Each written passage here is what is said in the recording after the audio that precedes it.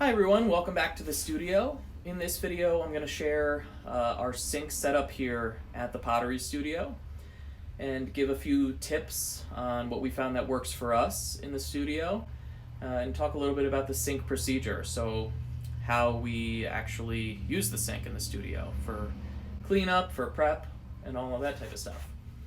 So to start off, we have a 3-bay stainless steel sink. I really love the sink, especially because my home studio before this didn't have running water in it, so I was just using buckets to, reclaim and use the water for cleanup. The one thing that I have always kind of said after using the stainless steel sink is I'd love to eventually have a stone sink, just because with how much water and how much clay gets kind of processed through the sink. These are kind of designed for restaurants, and sometimes they're not as stainless as they say. So you really have to stay on top. If you do have a stainless steel sink, stay on top of the cleaning and maintenance for it, which sometimes gets just a little tricky. The only other thing that I will say is it's great that the basins and are low enough for filling up large buckets. However, sometimes it's a little hard to bend over to get into the bottom if you drop stuff or you have things down in the bottom of the sink. So a sink that's maybe not as deep and a little higher may be a little more conducive in the future. And then the only other thing that I find I wish I had as part of this sink, and I plan to have if I have another studio in the future, is a second designated water line for a hose attachment. So right now there's the single kind of swivel arm nozzle with the hot and cold. However, that only fills up inside the 3 bays of the sink.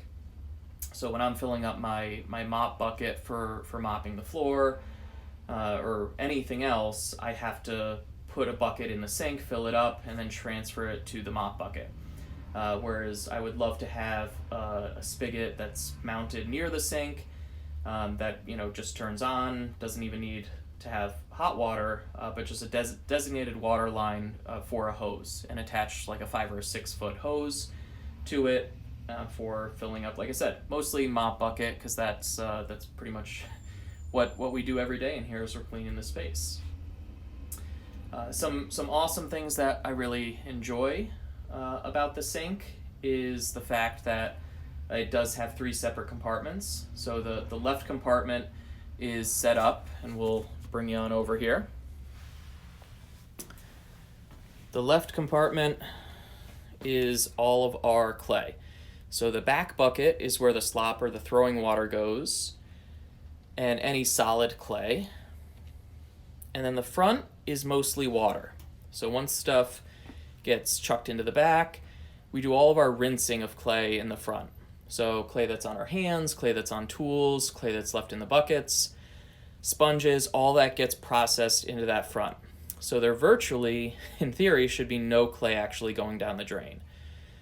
This has saved tons of clay, and also I figure has saved the pipes and the drainage, because there really isn't much clay going down.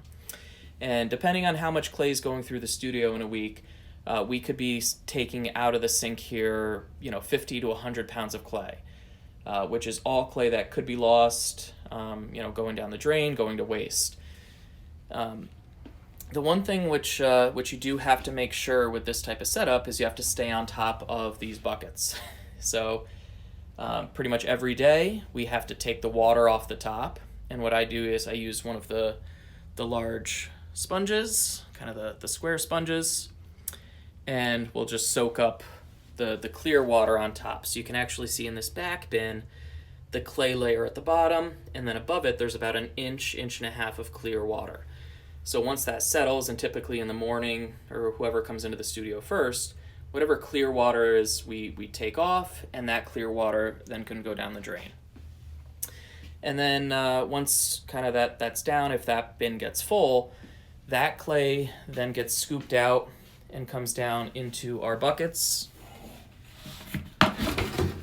for reclaim. And we keep 2 buckets going, and then once those are kind of fill, then it gets put out on the plaster, and I'll have another video kind of talking about clay reclamation. But that does it for the left two bins. So my rule when people come in, and I tell them the easiest thing to remember with the sink is no clay when there's running water. So you should never have the water actually running when you're dealing with clay. That all takes place on the left. And then once everything gets rinsed in that front bucket, then we do a final rinse with fresh water. And that gets all the dust, so when they dry, you don't have tools that are covered in clay dust. It helps drastically with the air quality in here too. So we do the same with our buckets and make sure everything gets cleaned before it gets set out to dry. And then below the first wire shelf here, this left bin is for tools once they've had the clay taken off in the left, once they've been rinsed, and they're ready to dry.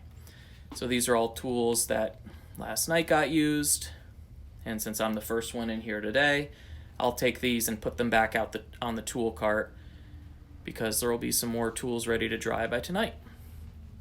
And then the right one, or the middle one, we have set up for our sponges. And the right is some miscellaneous material. So I've got the chamois kind of in this jug here, siphon hose for sometimes getting some of the larger quantities of water out of the top of some of the bins, a few mixers for when we do our clay, glaze. And what I really like about these kind of wire bins that drop down is they don't take up as much space. They don't come as far out as the shelves do. And they're adjustable, so we can move them around, but they're great for drying because water can just drip right down into the sink and you don't have to worry about anything. And then above it, we have 2 wire shelves, and basically that's our buckets for throwing. Again, once they are cleaned, they go upside down up there, and the water can drip right down into the sink, which really saves a lot of time with cleanup. Nothing fancy in the middle bay here, so that's pretty much just open for filling buckets, and then the final rinsing, as well as hand washing. I don't know if anyone has as much of a love for the orange pumice soap as I do, but I actually grew up with my dad having this in the workshop, and it works great for working with clay. Don't know if any other potters use this, but if you don't, give it a go ahead because it's like a natural hand cleaner. It smells like orange, obviously, but it has little specks of pumice in it, which is like little volcanic stone, which is great for when you're trying to get clay out from your fingernails, between your hands. It's awesome for cleanup. Highly recommend it. And then the right bin here is where we have our bat storage. So I don't clean bats between use. I did early on, and I stored the bats up top where the buckets are, and it just turned into way too much time. So pretty much what happens is once pots get cut off the bat, any extra clay gets scraped off, goes into the reclaim buckets under the sink, and then the bats go back in here. And then when you take a bat and you put it down on the wheel, we just use a damp sponge, and if there's any clay that's left on there, we kind of wipe that off. So we're good to throw. And that's all that happens in the right. So that is basically it. It's a pretty simple setup as far as sinks are concerned, but we found that it really does work for us in the studio here. Yeah, so that about does it. If you guys have any ideas of how to improve our sink setup, always willing to hear it. And hope that you can take some of this and adapt it to your own space. Like I said, there's only a few things that I would change about it. One being the material of the sink, potentially. Going for a resin or a stone sink that's not going to rust. Having the depth of the bins maybe a little taller. And with that, potentially having the nozzle a little higher. And this is just the one that I had ordered when I had the sink put in.